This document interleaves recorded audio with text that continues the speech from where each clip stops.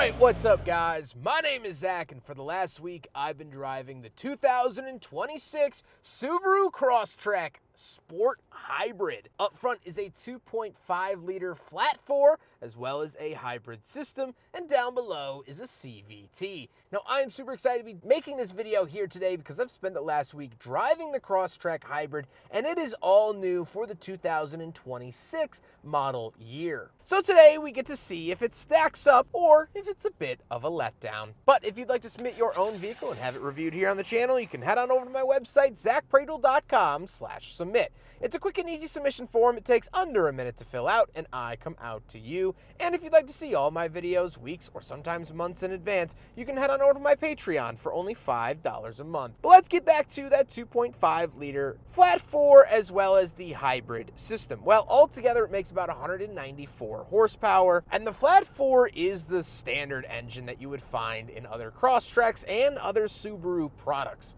Non-turboed Subarus usually get the 2.5 liter or 2 liter, where the turboed versions are usually 2.4 liters. And this has a Toyota hybrid system, meaning a traction motor and electric motors throughout. And I don't have the MPG in front of me, however, I will put the MPG estimates up on the screen, as well as compare them to the standard non-hybrid Crosstrek from the factory. Now, I personally have been averaging 30.7 miles to the gallon. That's a good mix of surface streets and highways, so that's a pretty real world example. Like I said, paired to it is a CVT, and I like the CVT. I think it functions well and it works here in the Crosstrek. Would I love to see a manual transmission? Of course. Would I love to see a standard, tougher transmission? Of course. But honestly, I think it works well. And last but not least, this maintains Subaru's symmetrical all-wheel drive system. So how does it feel to drive the Subaru Crosstrek Hybrid? Well, it doesn't drive much different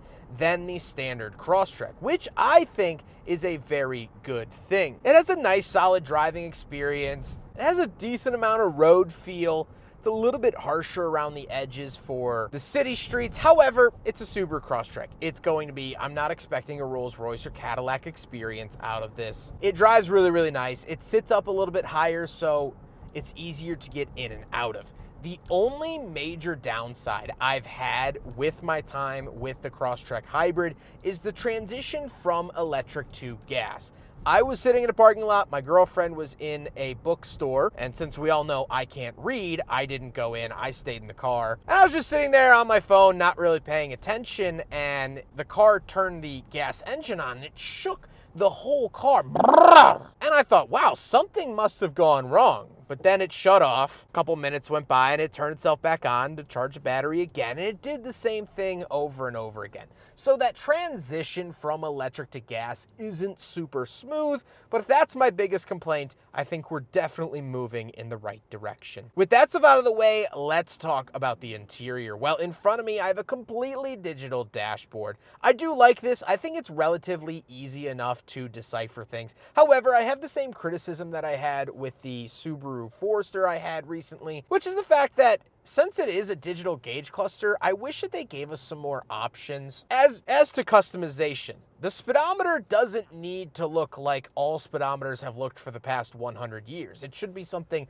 a little bit more legible, a little bit easier to read, and just a little bit more visually interesting. This looks like it's pulled out of a 2013 Crosstrek, which isn't necessarily the worst thing in the world, but for something modern and brand new, I wish it felt a little bit newer. On the steering wheel on the left, we do have our skip track as well as our information source and phone options and our volume. And off to the right, we have our adaptive cruise as well as our S and I drive modes. Off to the left, we do have a climate control vent. We have our EV mode button for the Crosstrek Hybrid, gauge dimmer switch, and gas cap release. You're not going to be using that a whole lot. But moving on to the door, we do have our latch to get in and out, power mirrors, power locks, and power windows. Moving into the center, we get our big infotainment display. This does have wireless Apple CarPlay and Android Auto. We do get physical buttons on either side for our dual zone climate and volume and tune. However, everything else is ran through the screen. This means your climate controls are all ran through the screen. Fan speed, where to send it, home button, your drive modes are all ran through this screen. Now, we do have a nice nice backup camera. I do like that. However, with the climate controls in the screen, this caused a little bit of an issue. The week that I had this, we are in the winter time, and it took about 25 seconds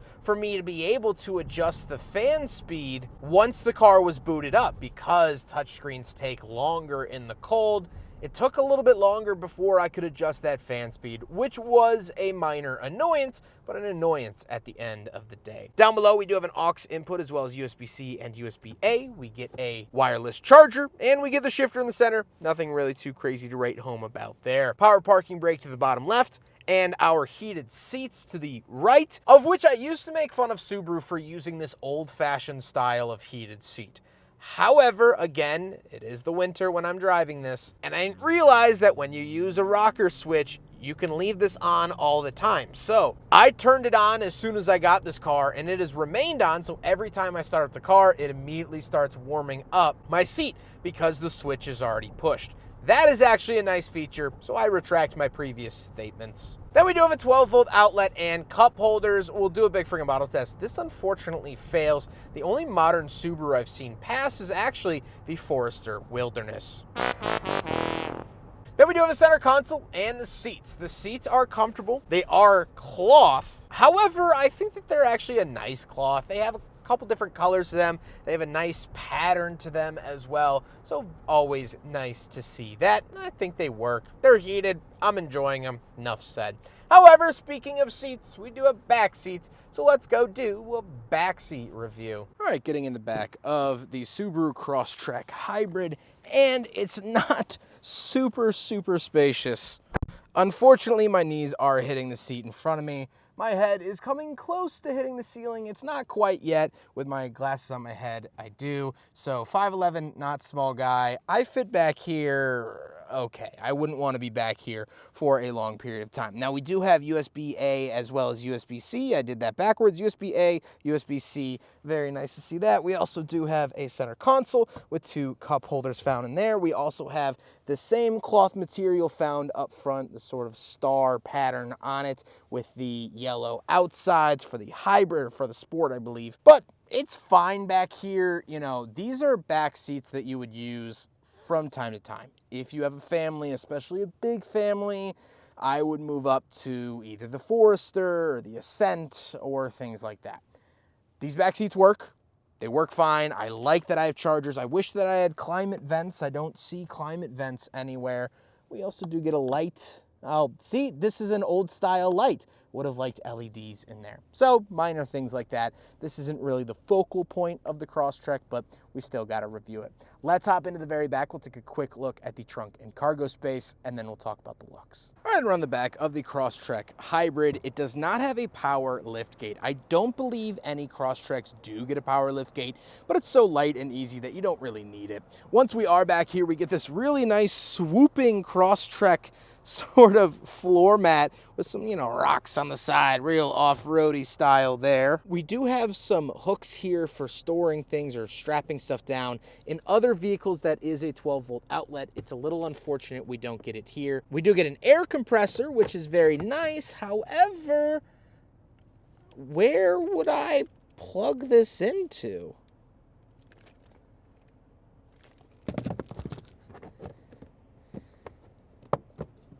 To my point, if I don't have a 12-volt outlet, which I'm not seeing, that's kind of an issue. We can pull this up as well. We do have some storage down here, but that is the hybrid battery, the 1 kilowatt-hour hybrid battery as well down there. So tow hook, things like that. But that is the trunk space. You do have this little pull-out divider and whatnot. So very, very nice to see around the back of a Subaru Crosstrek Hybrid. Now we got to talk about the looks. I like the new generation of Crosstrek. I think it works well. I think the hybrid, I don't love the wheels, but the hybrid does come with an exclusive tan color. This is not that tan color. This is sapphire blue, and I like it as well. I like a little bit brighter colors on Crosstreks, but I'm not going to dock this vehicle points just because it's not bright enough. That's the equivalent of telling a woman that they should just smile more. Yeah, if you tell me that, you're going to get an REI boot to the mouth. But let's get on to my final thoughts. What do I think driving the Subaru Crosstrek Hybrid for the last week?